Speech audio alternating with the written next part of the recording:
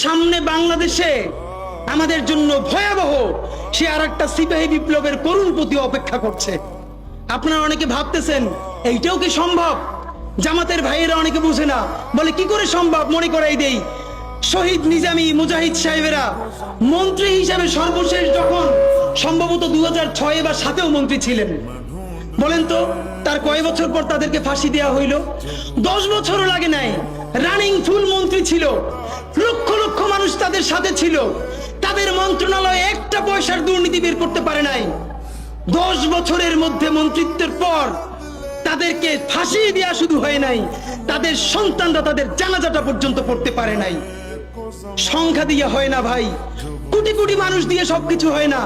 আজকে আপনারা প্রথম আলোর বিরুদ্ধে বলেন, এই যে আসার সময় বলতেছিলাম শায়েকরে, প্রথম আলোর প্যারালাল কাছাকাছি একটা পত্রিকা কি আমরা দাঁড় করাইতে পারছি?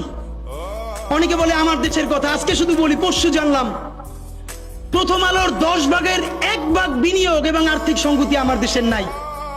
5 কোটি টাকা হইলে আমার দেশে একটা নতুন প্রেস কিনতে পারে, তাইলে পত্রিকাটা ঠিক মতো ছাপাইতে পারে, ভাড়া লাগে না, সেই টাকাটাও তাদের নাই। ভাই, ভালোবাসা দিয়া পয়সার কাজ হয় না। 50,000 টাকা যে এই লোকটার স্যালারি, এই কাজ যদি 20,000 টাকা দিয়ে করাইতে চান, কোনদিন 50,000 টাকা রিপোর্ট এবং স্কিল আপনি পাবেন না। ওই 50,000 টাকাই লাগবে। মানুষ মাগনা কাটে 3 দিন, একজনকে দাওয়াত খাওয়ায় 2 দিন 3 দিন, তারপরে আর চলে না। আমাদের আর্থিক যোগ্যতা অর্জন করতে হবে।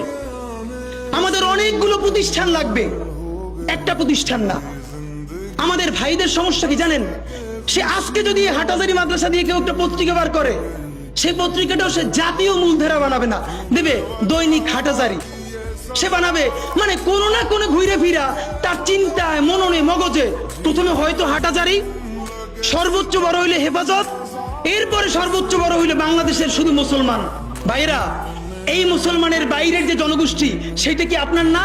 আপনি ভাবেন এই দেশের আপনি প্রধানমন্ত্রী, তারপরে ভাবেন আপনার জনগোষ্ঠী কারা, আপনি সেরকম চিন্তা করেন। সুতরাং আমি কথায় অনেক ভুল ভ্রান্তি বলতে পারি, কিন্তু বিশ্বাস করেন আমার কলিজা চিল্লেও আপনারা শুধু যেটা পাবেন সেটা হইল, আমি চক্ষু বন্ধ করে দেখতে পাই।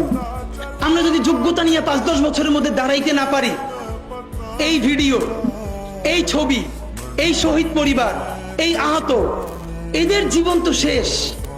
এদের পরবর্তী জেনারেশনকে পর্যন্ত কি ভয়ানক গণহত্যার শিকার হইতে হবে আমরা চিন্তাও করতে পারতেছি না। সুতরাং বাংলাদেশের স্বাধীনতার সার্বভৌমত্ব, বাংলাদেশের ইসলাম এবং মুসলমানকে বাঁচাইতে হইলে আমাদেরকে তুমুল যোগ্যতা অর্জন করতে হবে। এই মাদ্রাসা শিক্ষিত জনগোষ্ঠীর মধ্যে হাজার হাজার ছেলে লাগবে যারা CNN, আল জাজিরা